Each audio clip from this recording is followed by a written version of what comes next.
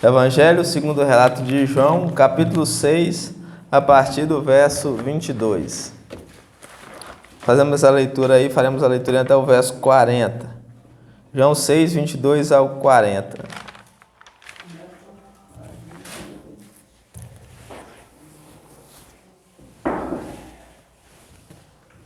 Evangelho segundo o relato de João, capítulo 6, do verso 22 ao verso 40. Nós continuaremos com nossa série de estudos no Evangelho segundo o relato de João.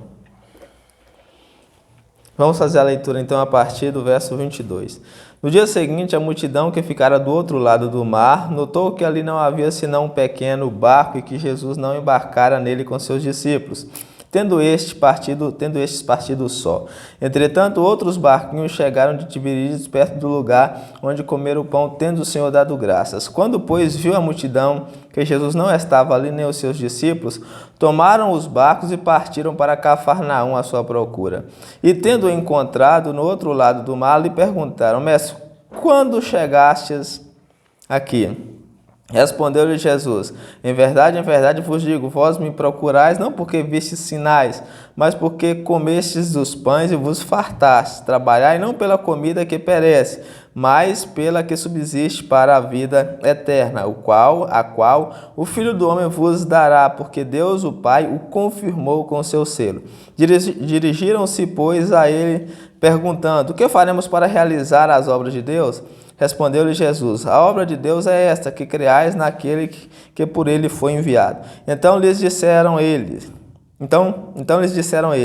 que sinal fazes para que o vejamos e creiamos em ti? Quais são os teus feitos? Nossos pais comeram maná no deserto, como está escrito: deu-lhes a comer o pão do céu. Replicou-lhe Jesus: em verdade vos digo, não foi Moisés quem vos deu o pão do céu. O verdadeiro pão do céu é o meu Pai quem vos dá, porque o pão de Deus é que desce do céu e dá vida ao mundo. Então lhe disseram: Senhor, dai-nos sempre desse pão. Declarou-lhe Jesus: eu sou o pão da vida. O que vem a mim jamais terá fome, e o que crê em mim jamais terá sede. Porém eu já vos disse que, embora me tenhais visto, não credes. Todo aquele que o Pai me dá, este virá a mim, e o que vem a mim, de modo nenhum lançarei fora. Porque eu desci do céu não para fazer a minha própria vontade, e sim a vontade daquele que me enviou. E a vontade daquele que me enviou é esta, que nenhum eu perca de todos os que me deu. Pelo contrário, eu ressuscite no último dia.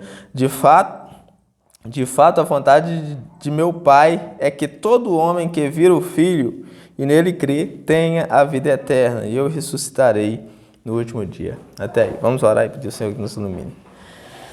Senhor Pai Santo, mais uma vez nós viemos a Ti no nome do nosso Senhor Jesus, te agradecer primeiramente por essa oportunidade que o Senhor tem nos dado, de estarmos todos reunidos aqui para louvar, para bendizer, para cultuar o Seu santo nome. Muito obrigado por tudo que o Senhor tem feito nas nossas vidas, nós Te agradecemos, nós Te bendizemos, nós Te adoramos por isso. Eu Te rogo, ó Deus, que o Senhor nos ilumine de maneira que nós possamos conhecer a Sua santa palavra esta noite. Por favor, ó Deus, abra os nossos olhos, o nosso entendimento, o nosso coração, nos dê força, Senhor, nos dê compreensão, nos dê entendimento de maneira que nós possamos compreender a Sua santa palavra. Dai-nos força, dai-nos sabedoria, Senhor, quebranta o nosso coração, tira o nosso coração de pedra, o nosso coração ruim, o nosso coração que é insensível à Sua palavra, nos dê um coração contrito, um coração quebrantado, um coração que aceita a Sua palavra.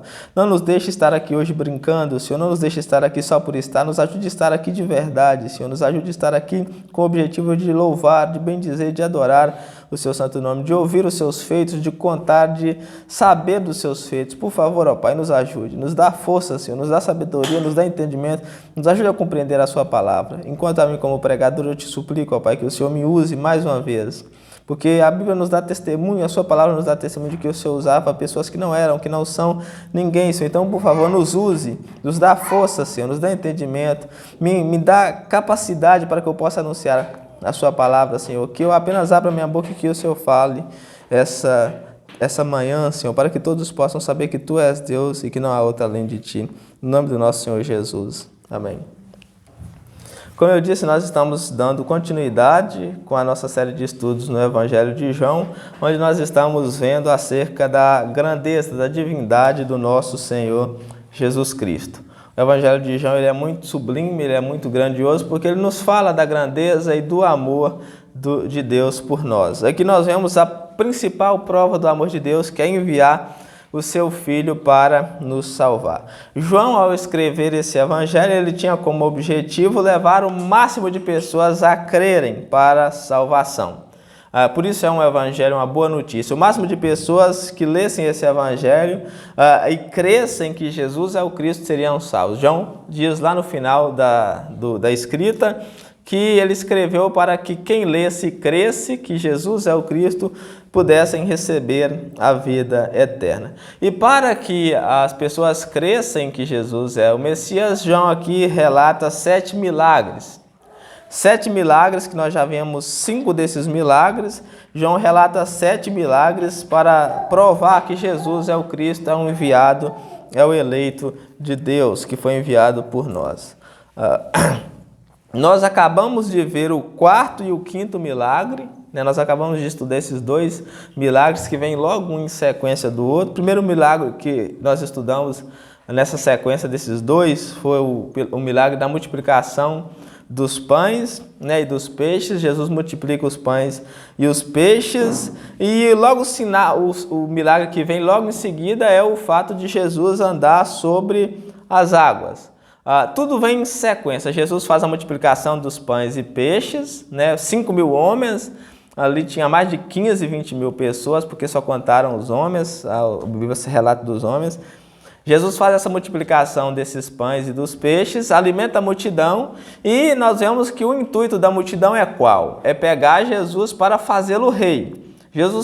A multidão queria fazer Jesus rei, só que como nós vimos, essa não era a vontade de Jesus, né? Esse não era o plano, não era a agenda, não era a vontade de Deus. Por quê? Porque Jesus não veio para ser um rei terreno, Jesus veio para nos salvar dos nossos pecados. Jesus veio para nos livrar do nosso pecado, da condenação eterna. Então Jesus não veio para ser um rei como os judeus esperavam. Então essa foi a primeira oportunidade que Jesus teve de se tornar rei. Eles queriam fazer Jesus rei. Quando Jesus percebe esse intuito do coração deles, o que Jesus faz? Jesus impele os apóstolos, né, a passar para o outro lado do mar da Galileia para ir para Cafarnaum. Em Cafarnaum tinha uma sinagoga muito famosa. Jesus impele eles a passarem para o outro lado, para Cafarnaum, e Jesus, enquanto ele despedia a multidão, Jesus ia despedir a multidão, e o texto diz que Jesus ia subir ao monte para orar. Então é isso que Jesus faz, Jesus despede a multidão e sobe ao monte para orar. Por volta de 3, 4 horas da madrugada, Jesus vai, aí nós vemos o 5º milagre, Jesus vai ao encontro dos apóstolos que estavam no meio do mar da Galileia, sendo açoitado pelo vento. Ele havia pegado uma tempestade e o barco estava para naufragar, estava pronto a só sobrar. E Jesus, andando sobre as águas, vai até eles e acalma a tempestade, entra no barco e eles vão para o outro lado, para Cafarnaum. Eles chegam são e salvos do outro lado. Quando o dia amanhece, a multidão percebe, né, que Jesus não está ali, que Jesus não desceu do monte, e percebe que os discípulos também não estão ali, e eles percebem que Jesus não atravessou em nenhum barco. Aí a multidão fala, uai, o que aconteceu? Né? Então, quando a multidão percebe que Jesus não está ali, a multidão também entra nos barcos e vão atrás de Jesus do outro lado. E chegar lá, elas vão perguntar para Jesus quando que o Senhor chegou aqui. Eles queriam saber como que Jesus tinha chegado se Jesus não tinha ido por barco. Né? A multidão tem essa curiosidade, como que o Senhor chegou aqui se o Senhor não veio por nenhum barco? Jesus não responde essa pergunta, Jesus já vai principalmente no foco. Vós me procurastes não porque crestes ou porque vistes sinais, mas porque comeste dos pães e vos fartastes. Então, aqui nós temos 3 discursos. No capítulo 6, do verso 22 em diante, nós temos 3 discursos. Jesus ele faz 3 discursos. Um discurso é precedido por essa interrogação, porque como chegasses aqui. O outro discurso é precedido pela murmuração, que vai do verso 41 ao verso 51. E o outro discurso, o terceiro discurso, é precedido por uma disputa dos judeus. Então, há 3 discursos que nós vamos estudar. Hoje nós vamos estudar esse primeiro discurso, que é precedido por essa interrogação dos judeus. Os judeus vão interrogar Jesus, e a partir dessa interrogação Jesus vai dá o seu primeiro discurso. Então nós vamos à exposição aí. Do verso 22 ao verso 25, nós vemos a primeira interrogação dos judeus. Os judeus vão interrogar Jesus. Os judeus vão interrogar Jesus como ele chegou do outro lado, sem ter ido por algum barco. Diz aí, do verso 22. No dia seguinte, a multidão, o dia seguinte aí era o dia antes, o dia depois, né? A multiplicação dos pães, ele fez a multiplicação dos pães, despediu a multidão, subiu para o monte para orar, e na quarta vigília da noite, por volta de 3, 4 horas da manhã, Jesus vai andando sobre as águas até os discípulos que estavam ali no meio do mar da Galileia, sendo chicoteados. Ao acalmar o mar, Jesus vai até Cafarnaum, e esse discurso é na sinagoga de Cafarnaum. Esse discurso que Jesus faz, esses 3 discursos, é na sinagoga de Cafarnaum. No dia seguinte, a multidão que ficara do outro lado do mar notou que ali não havia senão um pequeno barco e que Jesus não embarcara nele com seus discípulos, tendo estes partido sós. Então Jesus não tinha embarcado no barco, né? Só tinha um barco lá, Jesus não tinha embarcado nele e Jesus também não tinha embarcado com seus discípulos. Então eles ficaram, como que Jesus chegou do outro lado? Então, entretanto, outros barquinhos chegaram de Tiberíades, perto do lugar onde comeram pão, tendo o Senhor dado graças. Então chegou outros barcos lá. Quando, pois, viu a multidão que Jesus não estava ali, nem os seus discípulos, tomaram os barcos e partiram para Cafarnaum à sua procura. Quando eles viram que Jesus não estava ali, que nem os seus discípulos também estavam, então eles tomaram o barco e partiram para Cafarnaum à sua procura. Verso 25. E tendo encontrado no outro lado do mar, lhe perguntaram ao mestre, quando chegastes aqui? Então a curiosidade deles era como é que Jesus passou para o outro lado, né? A multidão queria saber. Ele não foi com os discípulos no barco e ele não foi no outro barquinho que estava lá sobrando. Nós não vimos, a multidão estava lá de prontidão, vendo para ver a hora que Jesus ia descer do monte, porque eles queriam, né? Eles queriam os pães, eles não queriam Jesus, eles queriam milagre, eles queriam o rei. Eles queriam o terreno. Esse texto aqui é uma principal lição de que a multidão ela sempre tem a visão material, ela sempre quer o material, ela nunca quer as coisas espirituais, ela sempre quer o material. Então, essa foi a primeira interrogação dos judeus. Os judeus vão interrogar Jesus por como que ele chegou do outro lado do barco, né? Como que o Senhor passou para o outro lado sem ter entrado em algum barco. Do verso 26, nos versos 26 e 27, nós vemos a resposta de Jesus. Jesus ele não vai responder aos judeus a essa questão, eu vim andando sobre as águas, ele não vai responder, ele vai questionar, ele vai dizer, ele vai direto ao ponto. Jesus ele vai dizer claramente aos judeus porque eles estavam buscando, que era um motivo que era totalmente ao contrário, né? Que era um motivo que era totalmente ao contrário do que era o certo. Diz aí no verso 26, respondeu-lhe Jesus, a resposta de Jesus, em verdade vos digo, vós me procurais não porque vistes os sinais, mas porque comestes os pães e vos fartastes. Então, o que Jesus está querendo dizer aqui? Jesus não está dizendo que os judeus não haviam visto os sinais que ele tinha feito, porque os judeus a todo momento haviam visto os sinais. Os judeus haviam visto Jesus curar os cegos, Jesus curar o coxo, curar os enfermos, ressuscitar os mortos, a multiplicação, eles haviam visto os sinais. Esse não ter visto os sinais aqui significa que vocês não creram. Jesus está dizendo, vocês não estão me procurando não porque vocês creram, mas porque vocês comeram dos pães, porque vocês querem encher a barriga. Diz aí, vós me procurais não porque vistes os sinais, ou seja, porque vocês creram que eu sou o Messias, mas porque comeste dos pães e vos fartaste. Vocês estão me procurando porque vocês querem encher a barriga, vocês querem ficar com a barriga cheia. Aí Jesus vai advertir, verso 27, trabalhai não pela comida que perece, mas pela que subsiste para a vida eterna, a qual o Filho do Homem vos dará, porque Deus o Pai confirmou com o seu seio. Então a palavra de Jesus é trabalhem não pela comida que perece, ou seja, viva não por aquilo que perece. Esse é o trabalho. Faça a obra de Deus, mas não por aquilo que perece, mas pela comida que subsiste para a vida eterna. E aqui Jesus está claramente fazendo uma advertência aos judeus para que eles não se prendam, para que eles não se pegam, para que eles não empenham todas as suas forças, todas as suas atitudes naquilo que fica. Porque muitas vezes hoje nós temos essa tendência de aplicar todas as nossas forças, todo o nosso tempo, toda a energia em conseguir engranjear, em acumular riquezas, em acumular bens que ficam nessa terra. E Jesus fala, trabalhem não pela comida que fica, né? Mas por aquela que subsiste pela vida eterna. Ou seja, viva não para esse mundo, mas viva para Deus. O ponto de Jesus aqui é esse, viva para Deus. Porque se você viver para esse mundo, você vai chegar pobre na eternidade. Mas se você viver pobre nesse mundo, não que eu estou falando que a riqueza é errada, não. Estou falando que se você viver para Deus e a consequência disso te tornar pobre, você chegará rico. Você chegará rico no reino de Deus. Então os judeus eles estavam buscando Jesus não porque creram nele, não porque queriam a vida eterna, não porque queriam o céu, não porque queriam entrar no reino do Messias celestial. Eles estavam procurando Jesus porque eles queriam o pão. Eles queriam encher a barriga. Eles queriam encher a barriga. E aqui nós vemos um ponto, uma questão importante que nós devemos observar. Grande questão aqui é que nós devemos fazer uma autoavaliação do motivo que nos leva a buscar Jesus.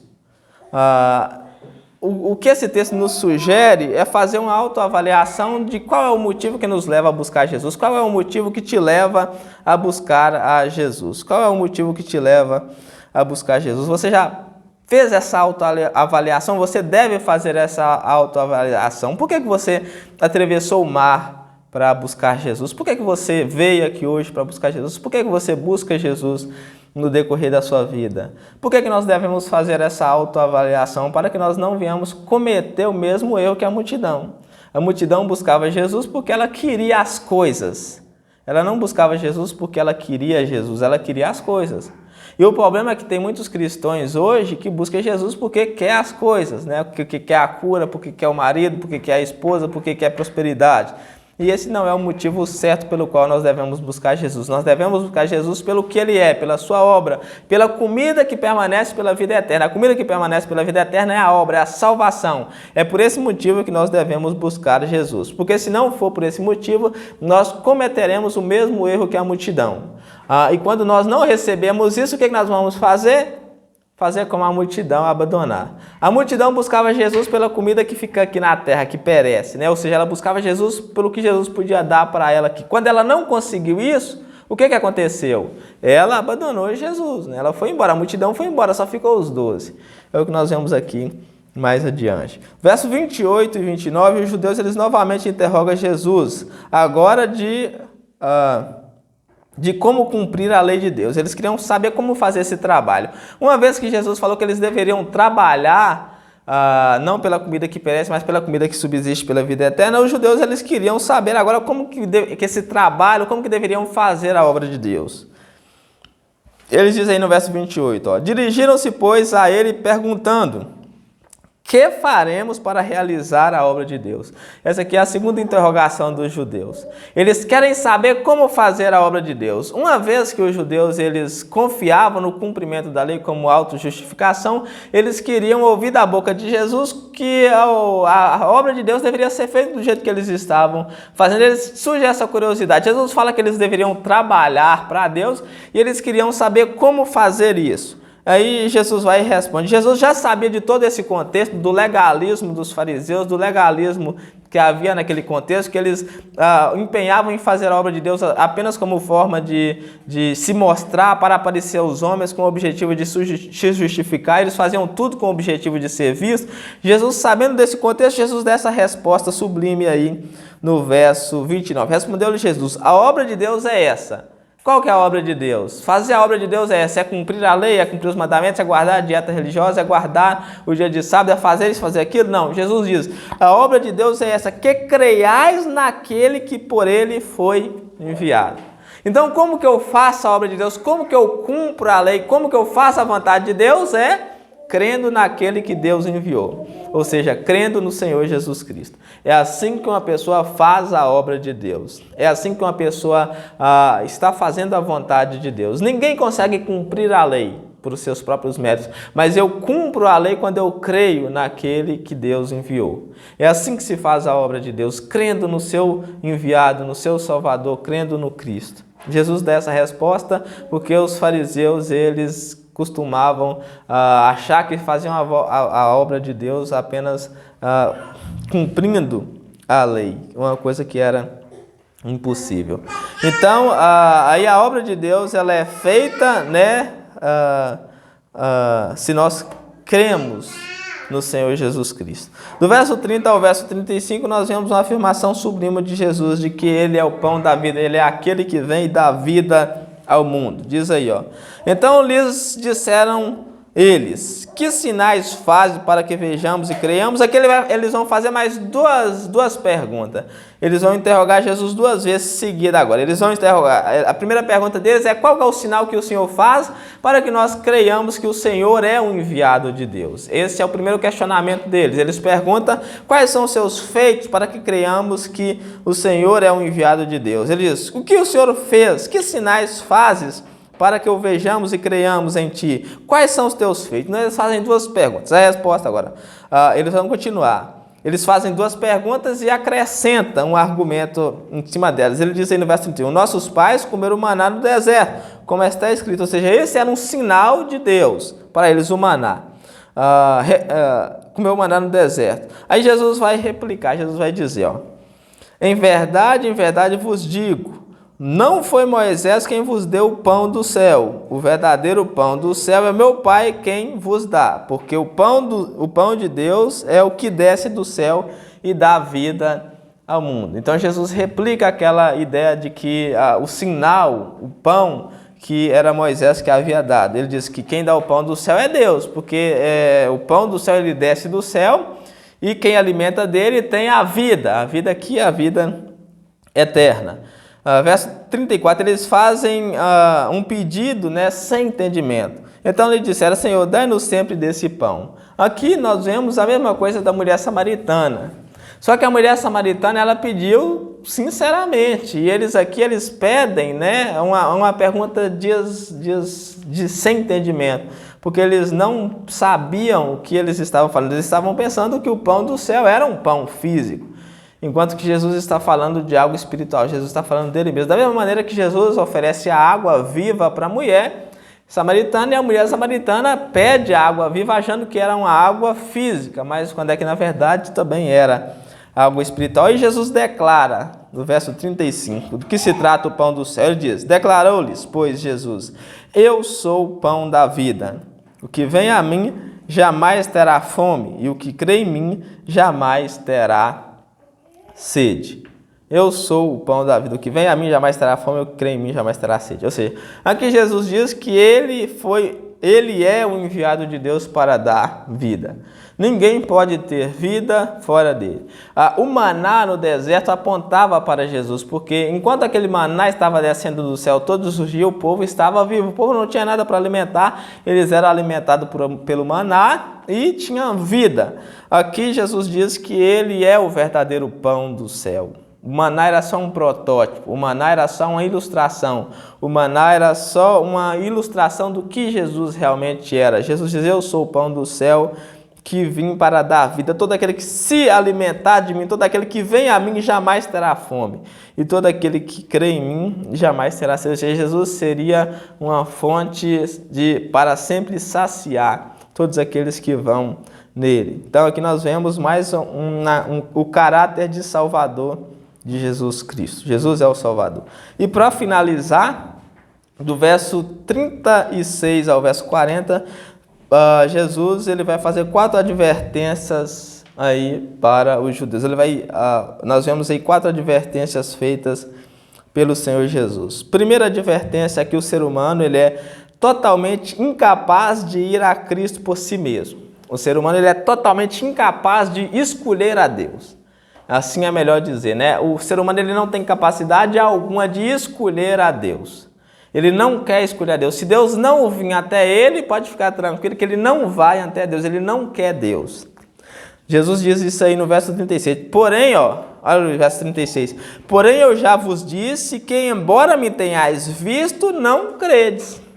Jesus diz, vocês já me têm visto.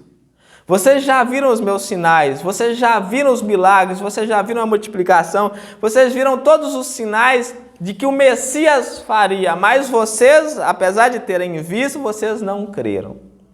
Vocês não creram. Então aqui nós vemos que é totalmente incapaz do homem ir a Deus por si mesmo. Ele não consegue buscar a Deus sozinho, ele não tem força para ir a Deus. Os judeus eles já haviam visto todos os sinais e milagres de Jesus, já haviam ouvido a sua pregação, porém eles continuavam duros como pedra. Eles eram incapazes de crer nele, porque não criam, porque não foram chamados. Eles não foram chamados por Deus, por isso não criam. E aqui nós aprendemos algo interessante que até hoje nós vemos nos dias de hoje. Muitas vezes nós pregamos para muitas pessoas, não é verdade? Muitas vezes nós fazemos obra de evangelismo, nós vamos de casa em casa evangelizando, nós pregamos para muitas pessoas, nós convidamos para o culto, muitas pessoas ouvem a palavra de Deus, porém elas não creem. Por que elas não creem? Porque talvez muitas delas não são chamadas, porque talvez muitas delas não são escolhidas. Então, é por isso que elas não creem. E elas não creem por quê? Porque são incapazes de ir a Cristo. Um pecador, ele nunca poderá escolher a Cristo por si só. Essa é a primeira lição que nós temos aqui. A segunda lição que nós observamos aqui, segunda advertência que Jesus vai fazer, é que a salvação ela é resultado da eleição incondicional de Deus. Presta atenção, a salvação ela é resultado da eleição incondicional de Deus. Ela é resultado da eleição incondicional de Deus. Ele diz aí no verso 37, na parte A, todo que o Pai me dá, vem a mim. Ou seja, a todos aqueles que Deus escolheu antes da fundação do mundo, sem ter feito bem ou mal, esse virá a Cristo e será salvo. Ou seja, a escolha de Deus não é baseada na condição do homem, porque se fosse, ele nunca seria escolhido por ser um pecador. Por isso é incondicional. A escolha de Deus ela é incondicional. Deus te escolhe não porque você merece. Eu até estava conversando com um jovem ontem, nós estávamos tratando dessa questão da escolha de Deus. Tratando da escolha de Deus. Ele ficava sem conseguir compreender por que Deus escolhia, né? Qual que era o motivo. Para ele tinha que haver um motivo pelo qual Deus escolhe. Se Deus escolhe uma pessoa é porque ela tem qualquer mérito, porque ela tem qualquer virtude. E o mais difícil é colocar na cabeça das pessoas que Deus nos escolhe incondicionalmente, ou seja, não há condição para que Deus nos escolha, porque se Deus fosse nos escolher por mérito, nós nunca seríamos escolhidos porque somos pecadores. Então Deus nos escolhe sem que haja qualquer bondade, sem que haja qualquer mérito em nós. Ele diz aí, todo que o Pai me dá, ou seja, o resultado da eleição de Deus, ela é incondicional. Deus dá, Deus envia, Deus escolheu sem que houvesse qualquer mérito em nós. Então a escolha de Deus é incondicional. Por que Deus me escolheu? Porque eu nunca mereci, porque Ele quis me escolher e te escolher e nos escolher. Terceira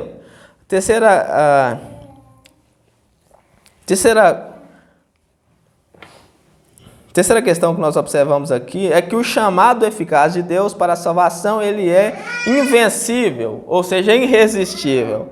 Como nós vemos nos pontos do calvinismo, a graça é irresistível. O chamado de Deus, ele é irresistível. Ele diz aí no verso 37, todo aquele que o Pai me dá, esse virá a mim. Ou seja, todo aquele que é escolhido, ele virá a Cristo. Não há como resistir ao chamado de Deus. Todos os que o Pai deu a Cristo, esses ouvirá o chamado e por amor virá a Ele. Nós estudamos na sexta-feira passada sobre a eleição, sobre a predestinação e nós vimos um pouco acerca desse tema. Quando Deus chama, o pecador não tem a possibilidade de dizer não. Quando Deus chama, o pecador não pode dizer não, porque o chamado de Deus ele é inevitável. O próprio Senhor nos diz no livro de Jeremias, eu acredito que é no livro de Jeremias ou Ezequiel, que com amor ele nos amou e com beniguidade ele nos atrai. Então, sempre quando o Senhor nos atrai, é com beniguidade. Você se entrega ao Senhor porque você o ama. Porque o Senhor é bom. Todos nós que fomos até o Senhor, fomos porque Ele é bom. Quando o Senhor nos chamou, nós fomos por livre e espontânea vontade, porque nós vemos o quanto que o Senhor é bom. E quem aqui não sabe? Quem aqui que não sabe o quanto que o Senhor é bom em nos livrar do fogo do inferno? Imagina se o Senhor tivesse nos deixado seguir o nosso caminho para o inferno. O Senhor, com a sua bondade, com a sua benignidade, Ele nos chama para que nós sejamos salvos. E isso é inevitável. Eu não posso resistir ao chamado de Deus. Se eu sou um eleito, se eu sou um escolhido de Deus, Deus ele vai trabalhar através do seu trabalho eficaz na sua vida, de maneira que um dia eu vou escolher por Ele.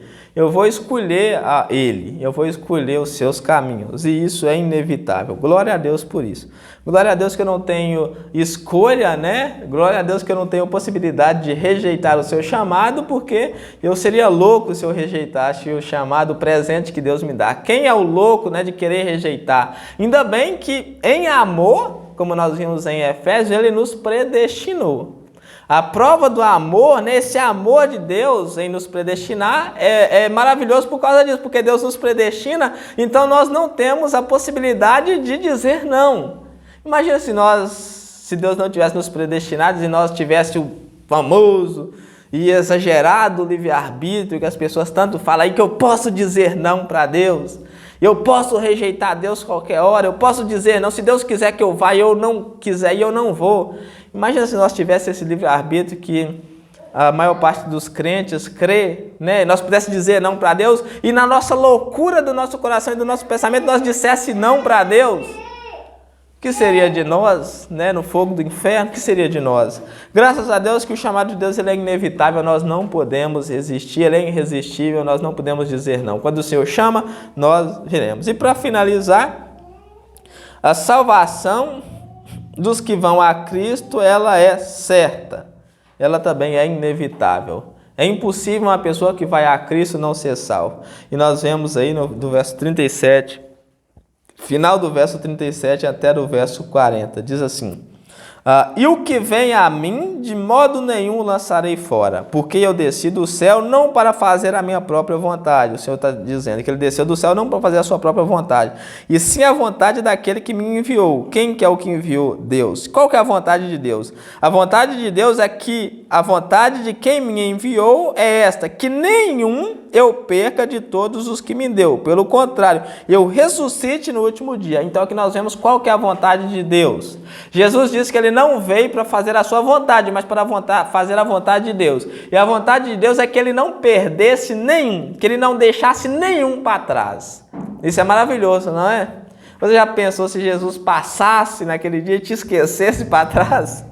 Jesus, ou melhor, se Jesus ele não te levasse até o final, né? Imagina se Jesus te chamasse, colocasse na igreja, te mostrasse que ele era o Salvador, que ele era o Redentor, você cresce nele, e ele não terminasse a obra que ele começou na sua vida até o final, de maneira que você perdesse a salvação. Já pensou que triste, né? Nós entrássemos aqui crendo no Senhor Jesus, com aquela alegria toda da vida eterna, e passasse 10, 20 anos, o Senhor não continuasse nos guiar e nós nos perdêssemos, desviássemos e perdêssemos a salvação? Já pensou que triste seria se fosse possível perder a salvação? A salvação não se perde, graças a Deus por isso. Esse é um dos principais textos que nos mostra que a salvação não se perde. Se você é salvo, você vai ser salvo hoje, amanhã e para sempre, porque é Cristo que vai te manter salvo. É Cristo que vai terminar a boa obra. Aquele que foi fiel para começar a boa obra é fiel para terminá-la nas nossas vidas. Ele diz, verso 39, a vontade de quem me enviou é esta. Quem enviou? Deus. Que nenhum eu perca de todos os que me deu. Pelo contrário, que eu ressuscite nos últimos dias, no último dia. Então Jesus diz que a vontade de Deus é que ele não perca nenhum daqueles que Deus o deu, mas que ele o ressuscite. No último dia ele prepare um corpo para eles, para que eles vivam para sempre. Essa é a vontade de Deus. E ele conclui, verso 40, de fato a vontade de meu Pai é que todo homem que vira o Filho e nele crê, tenha a vida eterna, e eu ressuscite no último dia. Essa é a vontade de Deus, que todo homem que vir ou que ver o Filho, crer nele, tenha a vida eterna. Mas aqui tem aquela questão, todos vão ver o Filho e vão crer nele? Jesus diz lá para os judeus, né, apesar de vocês me verem, embora, verso 36, porém eu já vos disse que embora me tenhas visto, não credes. Não são todos que vão crer no Senhor, não são todos que vão conseguir ver e crer, só conseguirão ver aquele que Cristo chamou. Todo aquele que vai a Cristo, de modo nenhum, é lançado fora. Todo aquele que vai a Cristo, ele é salvo, ele permanece salvo até o final. A vida do crente, né, ela tem altos e baixos, mas o que importa é que ele continuará salvo para sempre. Ele não perde a salvação não se perde. Aqui nós aprendemos que nós podemos ter certeza da salvação, nós podemos ter segurança da salvação, ainda que nós passamos por altos e baixos, né? Porque tem época que nós estamos lá em cima, santos, lendo muito a Bíblia, estudando muito, né? Temos a paciência de Jó, temos a calma de Cristo, que ele diz, temos a mansidão de Cristo, mas temos hora que nós estamos lá embaixo, sem paciência nenhuma, sem vontade nenhuma, sem fazer nada, mas depois... O importante é que nós nunca vamos perder a salvação, porque a salvação ela é segura no que Jesus fez. Ou seja, a certeza e a segurança da salvação nos é dada pelo Senhor Jesus. E aqui nós observamos que essa certeza da salvação não é por obras alguma da nossa parte, mas somente pelo que Jesus fez por nós na cruz. A certeza da salvação nós temos pela obra de Jesus redentora, a obra redentora de Jesus na cruz. Então, a certeza da salvação você pode ter, se você creu de verdade, você pode ter certeza que Cristo vai terminar essa boa obra na sua vida e você será salvo. A grande questão aqui, para finalizar, a grande questão é se você já veio a Cristo. A grande questão é se você já viu Cristo. Jesus diz que muitos viu e não creu. A grande questão é se você viu e se você creu. Se você tiver visto e crido, você tem a vida eterna. Agora, se você tiver visto e não crido, você não tem. Você já ouviu a voz de Cristo? Você já se arrependeu dos seus pecados? Você já se tornou livre? A grande questão é essa. Esse é o questionamento que nós devemos fazer. Talvez você participe da igreja, talvez você venha aqui no culto, talvez você ouve a palavra, mas você continua sendo escravo. Talvez você continue sendo, você ainda não é livre. A grande questão é se você já viu a Cristo. Se você não tiver visto, ainda ore para o Senhor, para que o Senhor se manifeste a ti de maneira que você compreenda, de maneira que você seja salvo. Pedro diz que todo aquele que invocar o nome do Senhor será salvo. Então invoque o nome do Senhor e não perca essa oportunidade. Ouve a voz do Senhor, arrependa dos seus pecados, seja livre, não deixe que o pecado te domine, seja livre. Amém? Glória a Deus. Então vamos orar e agradecer a Deus por mais essa oportunidade. Senhor Pai Santo, mais uma vez nós viemos a Ti no nome do nosso Senhor Jesus Cristo, te agradecer por mais essa oportunidade que o Senhor nos concedeu, a Deus, de estarmos todos reunidos para louvar e para bendizer o Seu santo nome. Muito obrigado por tudo que o Senhor tem feito nas nossas vidas, Senhor. Muito obrigado pela Sua graça, pela Sua misericórdia, pela Sua paz. Muito obrigado pelos Seus ensinamentos. Muito obrigado por tudo que o Senhor tem feito nas nossas vidas, Senhor. Eu te peço, te agradeço no nome do nosso Senhor Jesus. Coloca a Sua mão sobre a vida de todos os irmãos para que todos possam compreender o quão o Senhor é grande, o quão o Senhor é maravilhoso, o quanto que o Senhor é perfeito, o quanto que o Senhor é belo. Por favor, ó Deus, nos dá a conhecer os seus mistérios, nos deixa guardar esses mistérios fabulosos no nosso coração, de maneira que nós possamos entender a sua santa palavra. No nome do nosso Senhor Jesus, eu te peço e te agradeço mais uma vez. Amém.